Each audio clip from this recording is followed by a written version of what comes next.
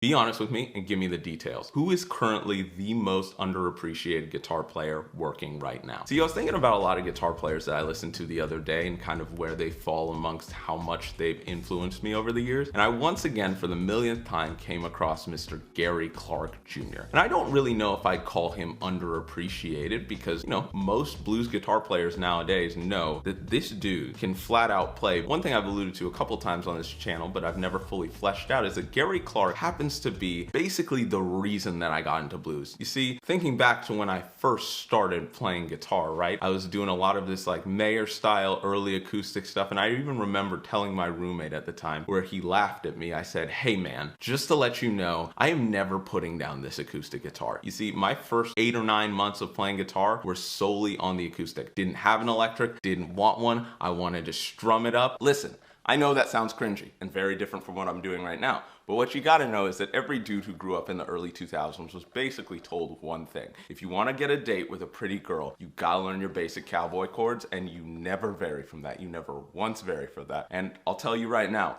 it didn't work at all, but more on that later. I even had a time where I didn't want to use a pick, just get the fingerstyle stuff down. That's what I wanted to do. And I had heard some of Mayer's early blues stuff, and I more appreciated the technical style of it. But other than Gravity, I wasn't really into it yet, and I wasn't really ready for it yet. That is until I discovered a little album called Black and Blue. Now, I was a couple years late to the party. Gary Clark had that album out, I believe, for 3 or 4 years before his second album, The Story of Sonny Boy Slim. But I was like, oh my gosh, what is this? And on that album specifically, there was a song called Bright Lights. And you see, interestingly enough, Bright Lights was a song that he had performed live at Crossroads. And the video currently has 22 million views. Yes, you heard me correctly, 22 million views, and I am probably 19 million of them. But the first time I listened to it, I was like, oh, there is definitely something special about this song. Even on doing my research before that, I found that Gary Clark was just a young, kind of up-and-coming blues player in Texas, and one day he gets a phone call from Mr. Eric Clapton just saying, "Hey, do you want to come play my Crossroads festival?" And I started thinking to myself, if someone like an Eric Clapton, one of my guitar heroes, ever asked me to do anything, I would probably faint and maybe throw up. Gary Clark, being a better man than me, put out that song and then went on to play it at the Crossroads in that legendary performance. And thinking back, that was probably the song that did it for me for Gary Clark. You see, I was watching it just kind of mesmerized, and a guy on my hall came in who had taught me a few songs before, including Can't Stop by the Red Hot Chili Peppers, and he was like, "Oh, you listening to Gary Clark?" I was like, "Yeah. You know about this Gary Clark guy?" And he was like, "Yes, I do. Many people do. He's very good." I was like, "Okay, tell me more." He's like, "I'm gonna teach you real quick how to play this Bright Light song." And so he starts to show me. It has this opening riff that I just was mesmerized by, right?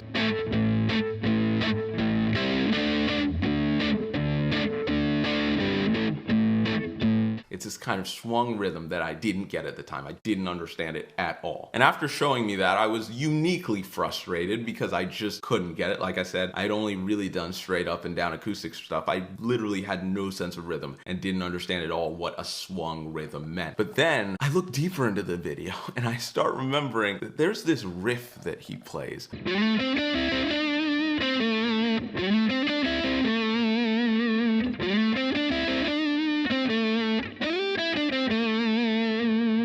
Okay, so even after he plays that lick like halfway through the song, he goes on to like one of the most incredible blues solos you'll ever hear live. But this guy apparently wants to just leave that out. Can you believe that? But I'll let him finish. And I started to recall why Gary Clark Jr. is so special and why a guy like Eric Clapton would call him up and ask him to play the Crossroads Festival. It's the energy. Anyone can turn on a fuzz pedal, anyone can go and play a little blues, but there's a specific energy to his licks, to his songwriting that few other blues musicians have. And it would be one thing if he was just another Hendrix-inspired rocker, but I thought back to another Gary Clark song that I actually ended up hearing on Black and Blue the very first time that I had listened to Mr. Gary Clark. The song is called Things Are Changing.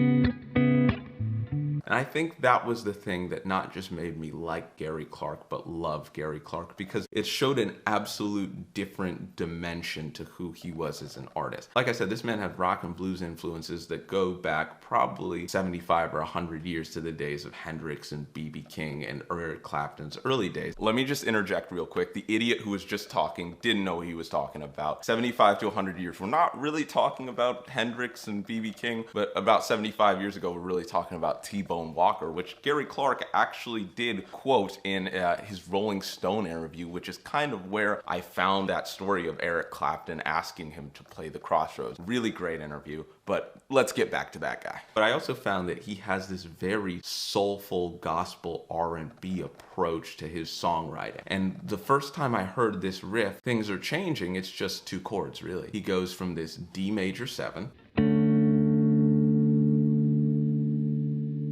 to C sharp minor 7. That's basically the whole song. It's finger picked on an Epiphone Casino. Yes, you heard me correct, an Epiphone Casino. That's what one of the biggest blues guitar players in the world uses. And he plays it just using a couple embellishments to change it up every once in a while.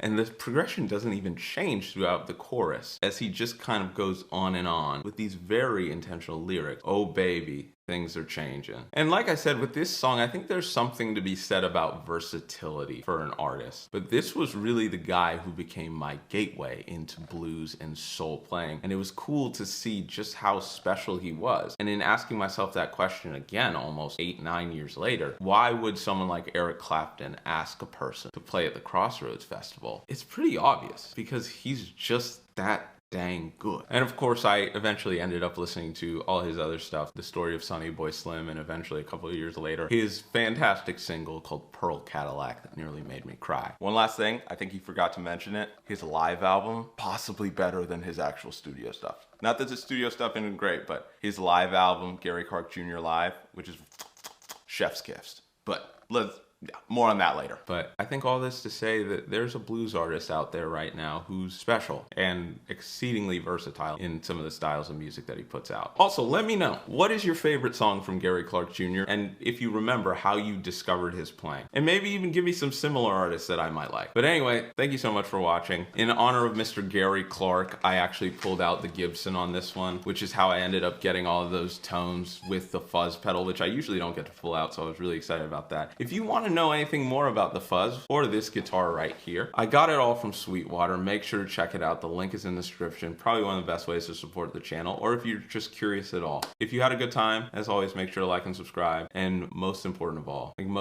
have a fantastic day. Oh baby, things are changing.